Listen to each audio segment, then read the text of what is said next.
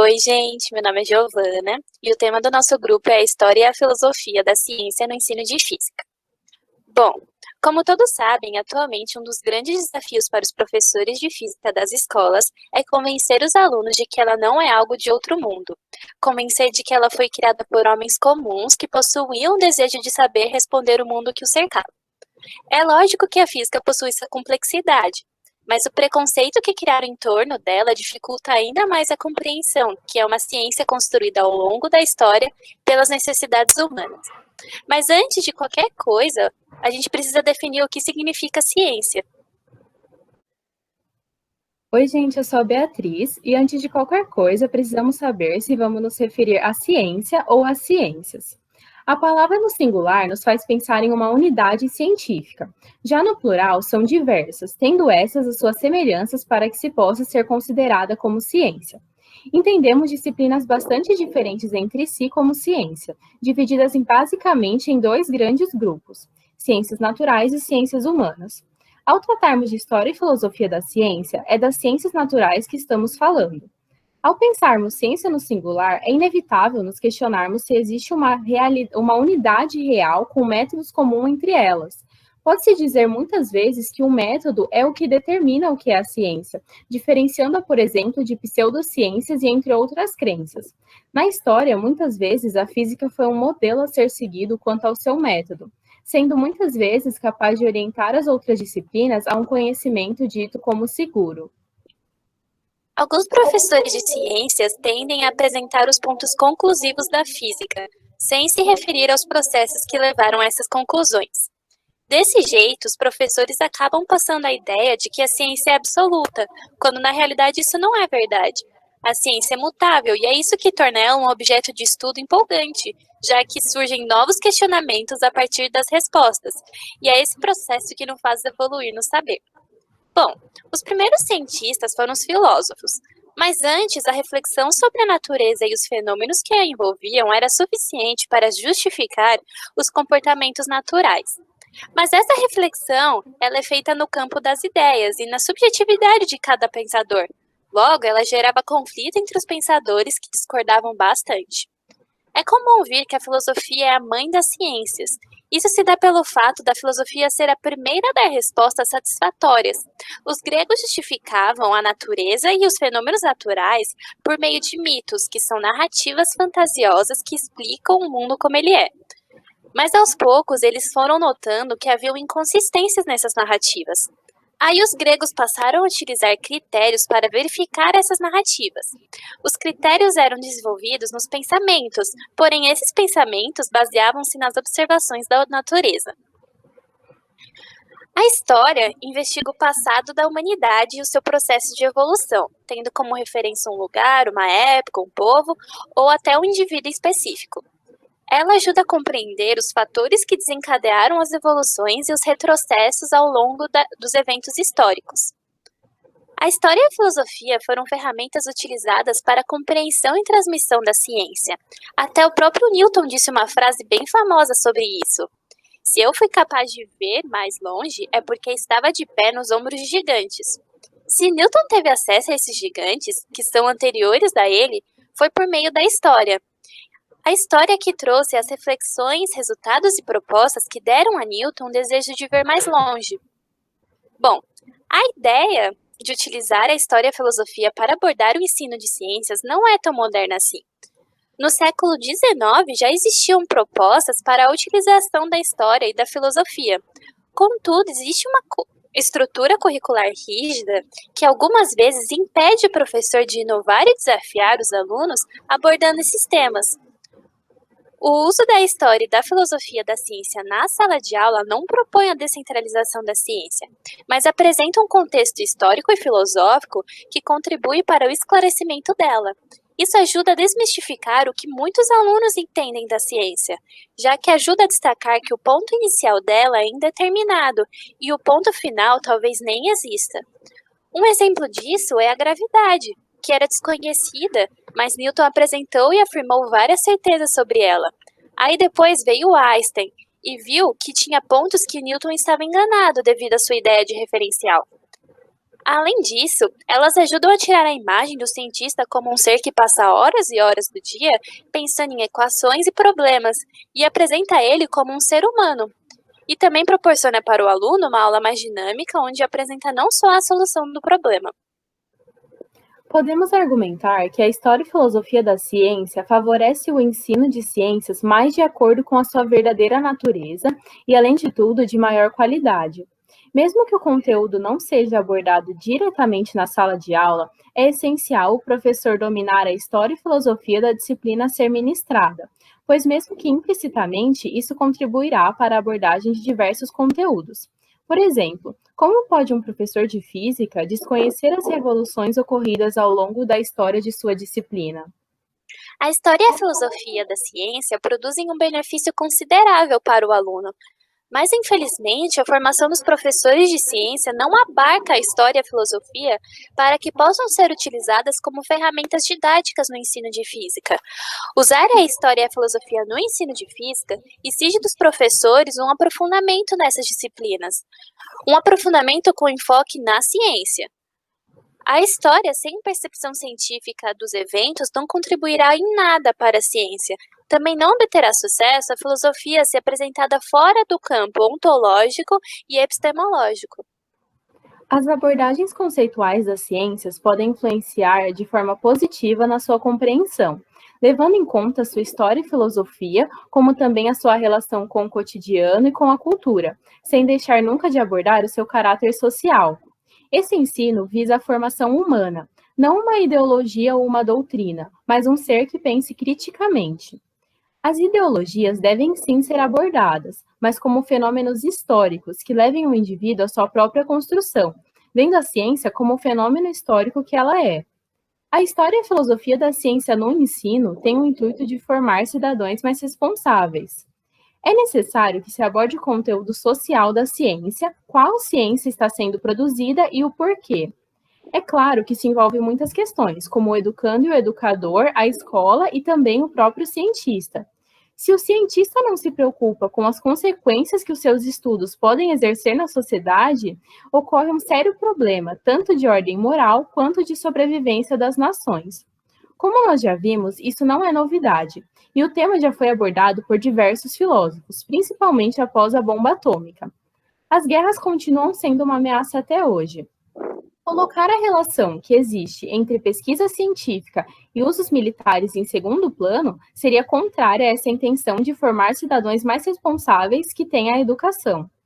Como os futuros cientistas farão escolhas críticas, desconhecendo a ciência em seu aspecto social?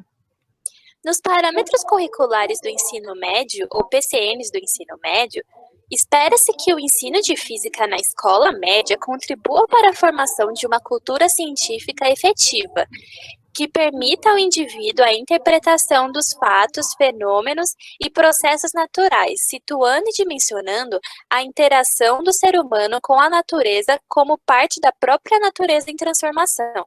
Para tanto, é essencial que o conhecimento físico seja explicitado como um processo histórico, objeto de contínua transformação e associado às outras formas de expressão e produção humanas.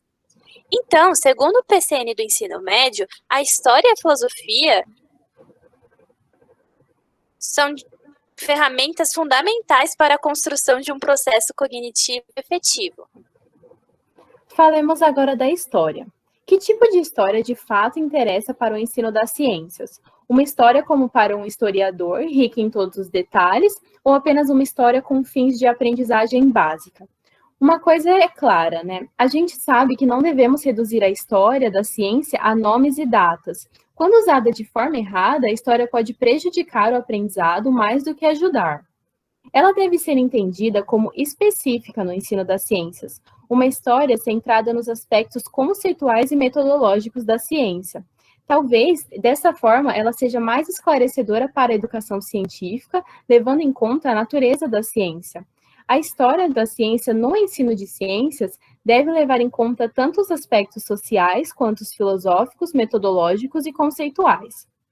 Portanto, a história e filosofia da ciência no ensino de física é um método idealizado para facilitar a educação dos alunos e torná-los cidadãos reflexivos e críticos sobre o mundo em que estão inseridos.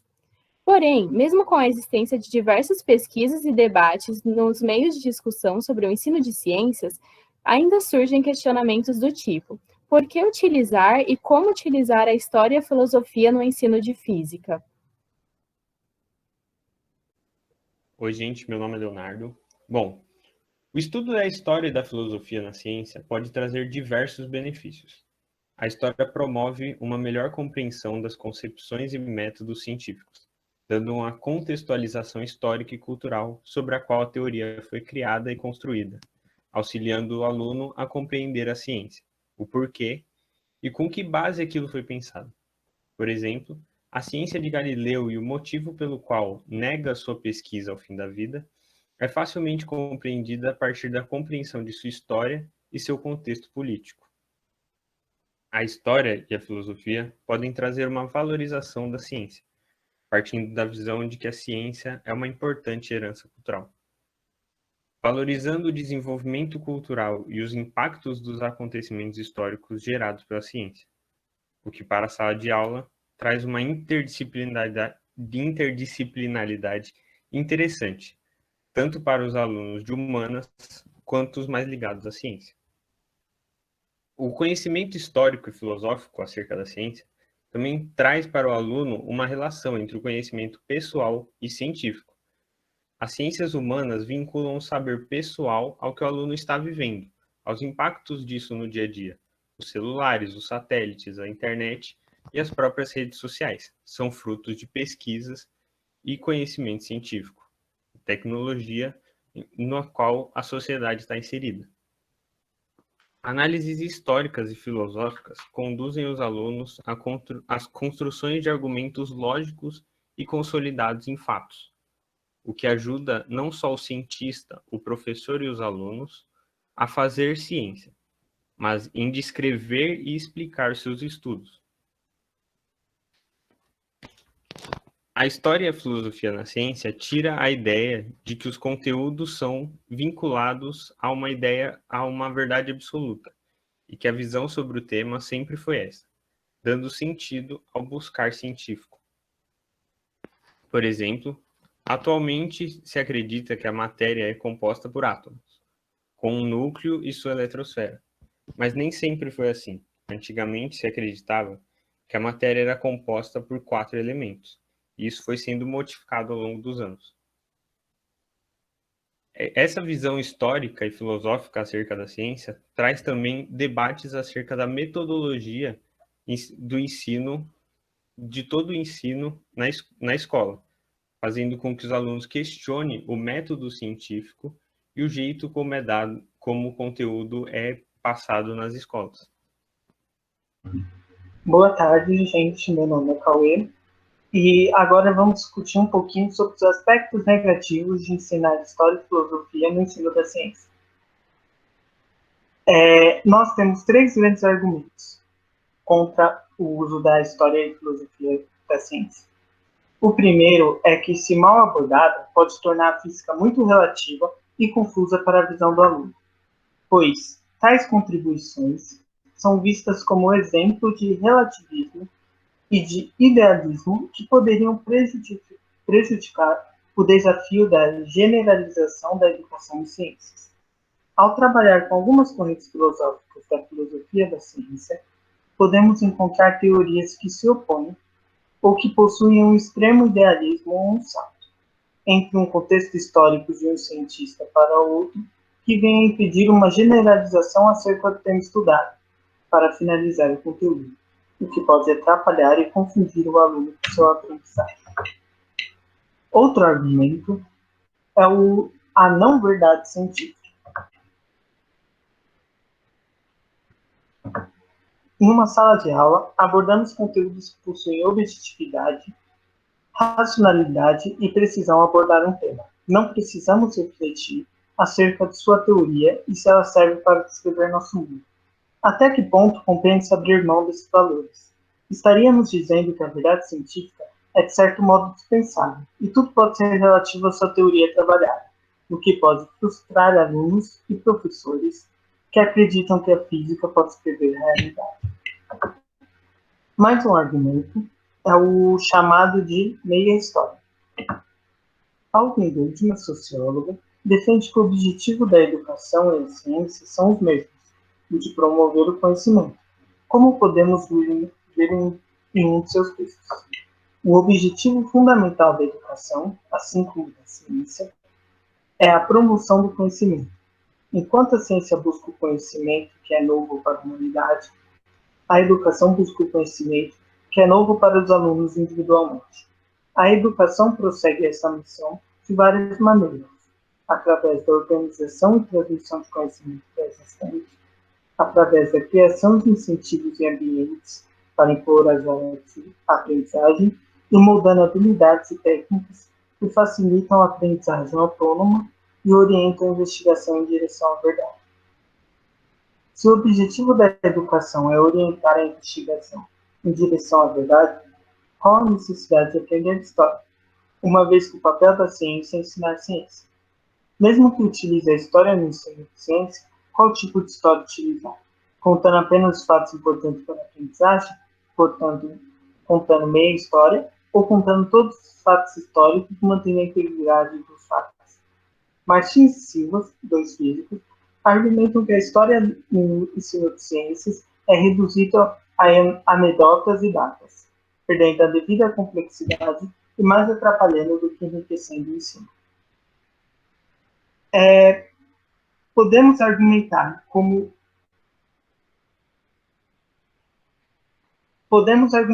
outros obstáculos para o uso da ciência, da filosofia e história na ciência, é a falta de preparação dos professores, a falta de tempo dos professores em preparar uma aula, o pouco tempo para realizar uma atividade e a dificuldade dos alunos em realizar leituras e interpretações de texto. Meu nome é Mariana e eu vou falar como aplicar a história e a filosofia da ciência na sala de aula. A história da ciência, ela proporciona ideias excelentes para atividades problematizadoras, promovendo não apenas o conteúdo conceitual e metodológico da física, mas também a habilidade de pensamento crítico, além, do interesse dos alunos pelos desdobramentos da ciência. Ignorar as dimensões históricas e filosóficas da ciência favorece uma visão distorcida da atividade científica, uma ideia de que a ciência é composta de verdades incontestáveis. O ensino da física, na maioria das escolas, prioriza leis e equações que representam os fenômenos estudados, o que pode levar, muitas vezes, os estudantes a pensar na ciência como algo finalizado, ou seja, não há nada de novo para se descobrir. E, nesse sentido, o papel histórico e cultural e social da ciência é totalmente excluído. O enfoque da história e filosofia da ciência, ela ressalta aspectos que auxiliam na compreensão de fenômenos, demonstra ao aluno que a ciência é resultado de um contínuo processo e desfaz o mito de que o conhecimento científico é imutável. A abordagem histórica e filosófica contribui na aprendizagem, pois ressalta o desenvolvimento da ciência como parte da cultura humana, e também recria o ambiente contextualizador que permite entender a origem da problemática, os elementos conflitantes e os desenvolvimentos. Mas, enfim, como que aplica a história e a filosofia da ciência na sala de aula? Os professores, eles deveriam tentar interessar os alunos pelas questões filosóficas e históricas que podem ser levantadas em relação a um tópico específico, ao invés de fornecer respostas definitivas ou então colocar o seu próprio ponto de vista, Eles deveriam levar para a sala de aula uma reflexão sobre o desenvolvimento da ciência em um contexto mais amplo, apresentando situações problemáticas, buscando sempre favorecer a reflexão dos estudantes. O objetivo dos professores de física, é formar uma visão de mundo no aluno, coerente da natureza, fazê-la adotar uma atitude científica em relação aos problemas do mundo. E, nesse caso, a gente precisa olhar para a história e filosofia da ciência para entender como que a física se insere no cotidiano, como que gera tecnologia e como se relaciona com outras atividades humanas. Qualquer proposta de inserção da história e da filosofia no ensino envolve muita discussão, né? E uma proposta simples e básica é estabelecer um arquivo de texto e materiais a serem usados em sala de aula. Assim, uma professora que queira tornar mais interessante, né, uma aula, vamos supor, uma aula de ótica, talvez ela possa encontrar em tal arquivo alguma abordagem histórica a esse assunto, que tem objetivos pedagógicos, e promovendo, né, um debate, uma discussão entre seus alunos na sala de aula.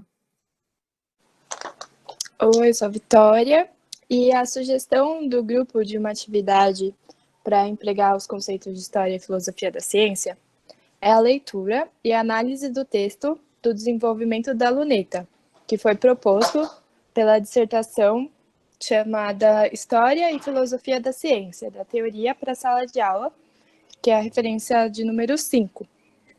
Essa atividade foi proposta pelo fato de que muitas vezes os alunos e os professores ignoram o aspecto social da ciência, assim como os equívocos e as crenças dos pesquisadores que a desenvolvem. Além disso, as consequências da ciência e da tecnologia são muitas vezes enxergadas como as mesmas, colocando a ciência como superior à tecnologia e relacionando as duas como se a ciência fosse sempre a causa e a tecnologia sempre o efeito. Assim, é proposto a leitura de um texto que é um compilado de várias referências bibliográficas que estão apresentadas na dissertação. Alguns dos trechos do texto são os seguintes. Durante o verão de 1609, um holandês visitou Pádua, cidade onde Galileu Galilei residia na época, trazendo consigo um instrumento através do qual avistava-se os objetos em tamanho 3 vezes maior que a olho nu. O estrangeiro tentou vendê-lo ao governo local, mas como o preço solicitado era muito alto e ouvira-se da existência de instrumentos semelhantes com poder de aumento superior, este foi recusado. Soube-se, então, que o aparato consistia de um longo tubo, contendo uma lente de vidro em cada extremidade. Galileu, além de professor, desenvolvia atividades de consultoria em problemas de engenharia civil e militar. Desta forma, provavelmente prevendo a utilidade de tal instrumento para a frota naval de Veneza, contra os turcos, decidiu tentar sua construção. E assim o fez, raciocinando que uma das lentes teria que ser côncava e a outra convexa. Lentes planas não produziriam efeito algum. Uma lente convexa ampliaria o objeto, mas sem resolução e nitidez, enquanto que uma lente côncava reduziria seu tamanho aparente, mas talvez pudesse eliminar a falta de nitidez. Tentando esta combinação com a lente côncava próxima de seu olho, verificou o efeito de fato produzido. Era possível observar objetos com suas dimensões ampliadas em 3 vezes. Antes do final daquele mesmo ano, Galileu havia construído telescópios de qualidade satisfatória e poder de ampliação significativo para observações astronômicas. Assim, embora Galileu tenha transformado a luneta num instrumento que possibilitava até a investigação astronômica, não sabia explicar por que e como funcionava aquele objeto. Somente no ano seguinte, um astrônomo da época, Johannes Kepler, escreve o livro no qual deduz os princípios de funcionamento do telescópio, analisando geometricamente a refração da luz por lentes. Mas a formulação correta da lei da refração não era conhecida, como também não se tinha ainda um modelo aceitável para explicar por que, afinal, a luz era refratada pelas lentes. Estes fatos só seriam esclarecidos cerca de 70 anos mais tarde, pelo holandês Christian Huygens. Ou seja, apenas no ano seguinte ao aperfeiçoamento da luneta por Galileu, Kepler explicou como se dava o seu funcionamento. Entretanto, por que o instrumento funcionava daquela forma, só pôde ser compreendido 70 anos mais tarde. Assim, a proposta é que os alunos se reúnam em grupos para ler e discutir sobre o texto. E as seguintes perguntas foram propostas para o desenvolvimento dessa discussão. A primeira pergunta é: de que nova tecnologia trata o texto? Que parte da ciência descreve e explica seu funcionamento? A segunda pergunta é: por que motivo Galileu decidiu aperfeiçoar a luneta? Você saberia fazer um paralelo com os avanços que ocorreram nos dias de hoje, citando algum que tenha se dado pelo mesmo motivo? A terceira: em que trechos você nota o descompasso entre o desenvolvimento científico e tecnológico de Galileu? Quais foram, afinal, as dificuldades enfrentadas por Galileu para a construção da luneta? Você as definiria como problemas científicos ou tecnológicos? Por quê? E a última: qual seria, então, a relação entre ciência e tecnologia no episódio da luneta? Você poderia dar exemplos nos quais a interação entre conhecimentos científicos e tecnológicos seja equivalente à que ocorre nesse episódio? E exemplos nos quais a interação seja diferente? Bom, com essas perguntas, tem-se o intuito de discutir a atividade científica e analisar qual a relação entre ciência e tecnologia, visando que os alunos possam desfazer a confusão entre as duas.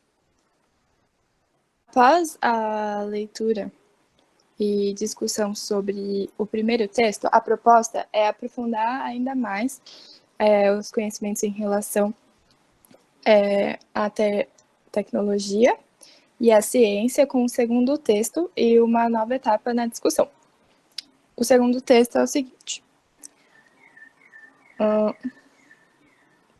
mesmo sem explicar o funcionamento de seus telescópios, Galileu Galilei inicia suas observações astronômicas em 1610.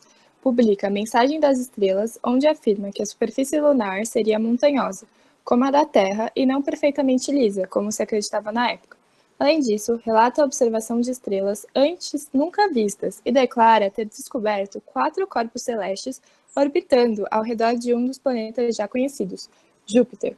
Estas estão entre as primeiras observações científicas realizadas com a mediação de instrumento, no caso a luneta ou o telescópio. Embora os telescópios de Galileu fossem os melhores existentes na época, tratavam-se ainda de instrumentos rudimentares, sem montagem fixa e com um campo visual tão pequeno que, como disse alguém, provavelmente exagerando um pouco, de se assombrar não é que Galileu tenha descoberto as luas de Júpiter, e sim de ter visto o próprio Júpiter. De qualquer forma, as declarações de Galileu foram encaradas pela maioria dos estudiosos como produto de ilusão óptica, se não como simples engodo. Duvidava-se que as imagens vistas através do telescópio fossem dignas de crédito, constituindo-se em distorções devidas à refração da luz pelas lentes. Cisi, italiano como Galileu, escreve um livro onde apresenta argumentos para desacreditar as observações realizadas através do telescópio, como no trecho a seguir. Eu também, numa ocasião, participei de observações. Vi os mesmos fenômenos que todos os outros presentes. Tendo considerado cuidadosamente a estrutura do telescópio, percebi de repente que havia algum erro ou deturpação de visão naquele fenômeno. Assim, após tais reflexões, comecei a escrever algumas coisas dos mistérios da ótica e astronomia. Em seguida, Cisi atribui o erro da deturpação da visão ao próprio fenômeno da refração da luz. A observação se dá através de diferentes meios diáfanos mais densos que o ar, que são cristais e vidros. Sempre que olhamos um objeto através de um meio mais denso, há necessariamente a refração na superfície do corpo mais denso. Além disso, tinha-se conhecimento de outro fenômeno originado pela refração da luz, denominado paralelo, a aparente multiplicação do número de sóis no céu. Cisi compara a aparente aplicação de objetos à multiplicação de imagens. Ambos não ocorreriam a olho nu, mas na presença de fenômeno de refração. Desta forma, os satélites de Júpiter, observados através do telescópio, não seriam mais reais que as imagens multiplicadas do Sol. Entretanto, podia-se argumentar que não havia erro ou deturpação da visão, ao observar-se, por exemplo, uma janela através do telescópio. A única modificação entre essa janela, observada a uma dada distância, era sua aproximação. Mas Galileu declarara também a possibilidade da observação de objetos invisíveis a olho nu. E nestes casos, o telescópio poderia estar produzindo as imagens ao invés de aproximar os objetos, até que fossem perceptíveis à visão humana. Já esta observação podia ser contestada pela recente observação de olhos e pequenos órgãos de moscas, invisíveis a olho nu. A estrutura de criaturas muito pequenas foi constatada como muito semelhante às dos animais melhor conhecidos. de forma que a produção da imagem dessas estruturas pela refração da luz seria altamente improvável. Apesar disso, naquela época, tais argumentos lógicos para os objetos terrestres não eram necessariamente válidos para objetos celestes, visto que Aristóteles havia declarado que objetos celestes e terrestres eram de natureza e substâncias completamente distintas. As novas observações astronômicas também contrariavam outros aspectos fundamentais da teoria celeste aristotélica, aceita então pela maioria dos estudiosos. Dessa forma, o otimismo inicialmente exibido por Galileu em relação ao telescópio não seria facilmente confirmado, visto que novas observações envolviam concepções filosóficas arraigadas. Este é o caso da descoberta de um grande número de novas estrelas, que trazia à tona a discussão sobre a possível infinidade do universo, rejeitada por Aristóteles. Galileu afirma: o segundo caso que observei foi a essência ou substância da Via Láctea. Com o telescópio, ninguém a poderá ver como parece aos sentidos. Todas as discussões que atormentaram os filósofos através dos tempos desvanecem-se imediatamente, dada a irrecusável evidência dos nossos olhos nos libertar das disputas sobre o assunto, visto a galáxia se reduzir a um conjunto de estrelas inumeráveis. Essa irrecusável evidência dos olhos seria duramente atacada por aqueles que não acreditavam no universo finito, ou que não apoiavam a existência dos corpos celestes orbitando ao redor de Júpiter, chamados por Kepler de satélites. No sistema proposto por Ptolomeu e defendido por Aristóteles, a Terra era considerada o centro do universo. Os satélites de Júpiter mostravam que a Terra não era o único planeta a ter uma lua circundando ao seu redor, e, portanto, a Terra não seria diferente dos outros planetas. Além disso, sabia-se que Júpiter orbitava em torno do Sol. Assim, constatava-se a possibilidade de um planeta orbitar em torno do Sol e não perder seus satélites durante esse movimento, o que contrariava o argumento de que a Terra não poderia orbitar em torno do Sol, sem que se perdesse a Lua. Isto fazia com que a concepção copernicânica do sistema solar, contrária àquela defendida por Aristóteles, parecesse mais plausível. Segundo Copérnico, a Terra não estaria parada, mas, como os demais planetas, também orbitaria aproximadamente em torno do Sol. Já no sistema aristotélico, a Terra, como centro do universo, deveria permanecer imóvel. Por este motivo, Galileu atribuía ao descobrimento dos satélites importância vital. Temos aqui um argumento excelente e excessivamente claro para tranquilizar os escrúpulos dos que podem tolerar a revolução dos planetas em volta do Sol no sistema copernicano, mas ficam tão perturbados com a revolução da Lua em torno da Terra, ao mesmo tempo em que ambas descrevem uma órbita anual em volta do Sol, que consideram impossível essa teoria do universo. A existência dos satélites de Júpiter era realmente um bom indício para o sistema heliocêntrico, pois refutava um argumento aristotélico importante, a impossibilidade da Terra orbitar em torno do Sol sem perder a Lua. Talvez por isso, mesmo muitos preferiram não discutir tal argumento, mas simplesmente desconsiderar a possibilidade da existência dos satélites de Júpiter. Já Johannes Kepler, considerado na época o mais importante astrônomo vivo, mesmo que antes de qualquer contato com o telescópio, confiou nas observações astronômicas relatadas por Galileu e ofereceu-se publicamente para servir-lhe de squire, ou escudeiro, contra os adversários do telescópio. Algumas das novas observações astronômicas, como os satélites, fortaleciam o sistema copernicano, no qual Kepler e Galileu acreditavam. Assim, apoiando publicamente as descobertas astronômicas, sem nunca tê-las visto, Kepler escreve a Galileu: exige a lei seja cada um merecedor de confiança, a não ser que se prove o contrário, e este é muito mais o caso, visto garantirem as circunstâncias a confiança. Com efeito, não estamos lidando com um problema filosófico, e sim com um problema legal. Galileu terá deliberadamente iludido o mundo com um embuste? Não desejo ocultar-vos que à Praga chegaram cartas de alguns italianos que negam terem visto tais planetas através de vosso telescópio. Pergunto a mim próprio, como é possível que tantos neguem a existência deles, inclusive os que possuem telescópio? Peço-vos, portanto, meu Galileu, que me citeis testemunhas o mais breve possível, de várias cartas por vós escritas a outros, soube que não careceis dessas testemunhas. Quanto a mim, não posso citar testemunho algum, a não ser o vosso. E após a leitura feita pelos estudantes em grupo também, eles discutiriam as seguintes perguntas. Que argumentos foram apresentados por estudiosos contemporâneos de Galileu para desacreditar as imagens astronômicas vistas por intermédio do telescópio? Em que pontos as novas observações contrariavam a concepção aristotélica do universo aceita na época? Em síntese, por quais motivos os estudiosos no início do século XVII foram contrários às observações celestes pelo telescópio? Os argumentos eram, na época, procedentes por quê? Visando esse texto, essas perguntas, o propósito da atividade é aprofundar os conhecimentos da relação tecnológica que a ciência tem e tentar estabelecer uma relação mais verdadeira entre os avanços da tecnologia e a ciência. Assim, os alunos podem perceber que há uma relação de interdependência entre as duas e aprofundar os seus conhecimentos com base nos acontecimentos históricos. Diante disso, pensamos que deve haver um equilíbrio do ensino da história e da filosofia na ciência, com o objetivo de trazer essas reflexões sobre o fazer ciência e seu ensino. Como podemos garantir que o estudo da história e filosofia da ciência resultem em reflexões sobre o processo científico e não se torne só um conteúdo depositado aos alunos?